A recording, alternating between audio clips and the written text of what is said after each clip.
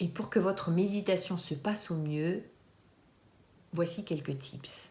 D'abord, c'est trouver un endroit où vous allez être au calme, où vous n'allez pas être dérangé par les bruits, les bruits de la vie, par quelqu'un qui va rentrer de façon intempestive dans la pièce, pour pouvoir vous abandonner à vos sensations et vous concentrer juste sur ce qui est en train de se passer ici et maintenant. Deuxième chose, prenez une position confortable. On n'est pas là pour se faire du mal. Moi, je suis souple comme un verre de lampe, donc la position en lotus, il y a longtemps que j'ai oublié. Je me mets juste assis sur une chaise, pas le dos contre la chaise, mais voilà, je vais être plutôt en bordure de chaise, mes pieds et mes jambes bien alignées. Et puis pour bien ressentir donc cette position confortable dans laquelle je vais pouvoir me détendre. Ensuite, évidemment, évidemment, la petite voix, elle ne se débranche pas comme ça. Et d'ailleurs, ce n'est pas l'objectif de la méditation. L'objectif, ça va être de laisser passer vos pensées. Donc, j'aime beaucoup, moi, utiliser cette image de la gare. Vous êtes un passager, vous êtes assis sur un banc de la gare devant les voies, il y a des trains qui passent et vous les laissez passer. Eh bien, c'est exactement ça. Les trains, ce sont vos pensées et vous laissez passer vos pensées. On ne peut pas s'empêcher de penser. C'est très difficile. Peut-être que dans 150 ans, on y arrivera. Mais en tout cas, voilà. Donc, laissez passer ces pensées et l'idée, c'est de ne pas s'y accrocher. Si vous repensez au train et que vous accrochez au train qui passe, ça va faire mal. Il y a quelque chose qui peut vous aider, moi qui m'a beaucoup aidé au début de ma pratique, c'était de focaliser, donc je n'avais pas les yeux fermés, j'avais les yeux ouverts et à 1 mètre devant moi, j'ai posé un objet et j'ai focalisé mon attention sur cet objet. Et à force de focaliser mon attention sur cet objet, eh bien en fait je défocalisais quelque part. Plus il y a de focus et à un moment, il y a une espèce de détachement qui se fait. Encore une autre image, j'aime beaucoup parler par image parce que je trouve que ce sont des références universelles.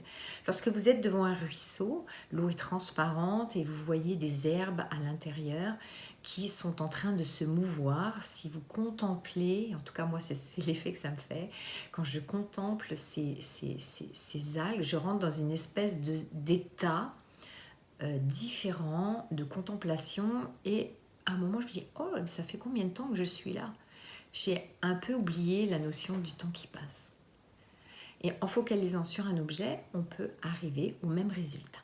Bien sûr il faut que ce soit un objet neutre, pas quelque chose qui vous amène dans des pensées. Ça peut être, je sais pas, pour moi c'est une bouteille d'eau, un stylo, et encore un stylo c'est porteur de beaucoup d'histoires. On peut aussi compter le nombre de ces respirations. Donc ralentir sur un temps que vous vous donnez en accord avec votre respiration, en accord sur un temps. Un temps peut être 1 seconde par exemple. Et mentalement, ça fera 1, 2, 3, 4. Et je vais inspirer maintenant.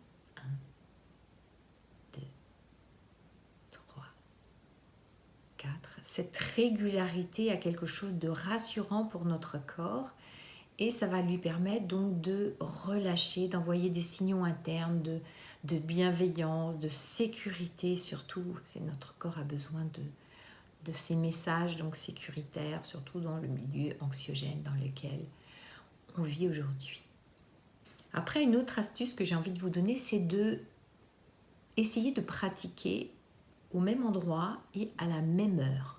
Parce que c'est encore pareil, il y a une espèce d'automatisme qui se met, votre corps sait que vous allez vous préparer et que la séance va arriver. Donc en fait, et votre corps, donc lui, va anticiper. Il sait que ça va être le moment de se passer à la méditation et donc il va anticiper, il va se mettre en condition.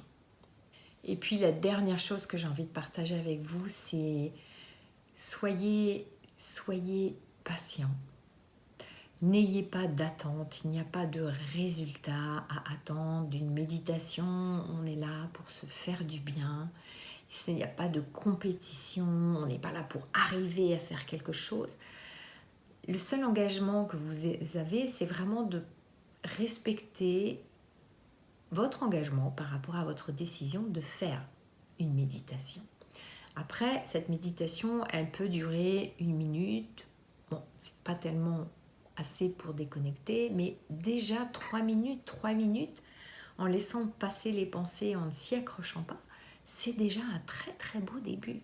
Et puis après, progressivement, quand vous aurez pris l'habitude, eh bien, vous pourrez prolonger en fait ce temps-là pour vous faire encore plus de bien, parce que vous serez convaincu, parce que vous serez rentré dans cette dynamique et dans cette relation profonde avec vous-même. Vous verrez, c'est même votre corps qui vous demandera le moment de la méditation, un petit peu comme quand on a oublié de se laver les dents. Voilà. Si vous souhaitez plus de conseils, eh bien abonnez-vous à ma chaîne. N'oubliez pas d'activer la petite cloche, comme ça vous êtes informé au fur et à mesure des nouvelles parutions. Si vous pensez que cette vidéo peut aider d'autres personnes de votre entourage, eh bien partagez-la. Hein. Plus on partage, plus il y a de bonnes nouvelles et plus notre monde sera meilleur et nous-mêmes avec. Voilà, je vous souhaite une excellente journée, en tout cas, je vous souhaite de très très belles méditations, je reste à votre écoute et n'hésitez pas à aller donc sur mon site pour pouvoir avoir plus de tips, pour prendre rendez-vous avec moi si vous souhaitez, pour que je vous accompagne sur votre chemin de mieux-être. Voilà, une très très belle journée à vous.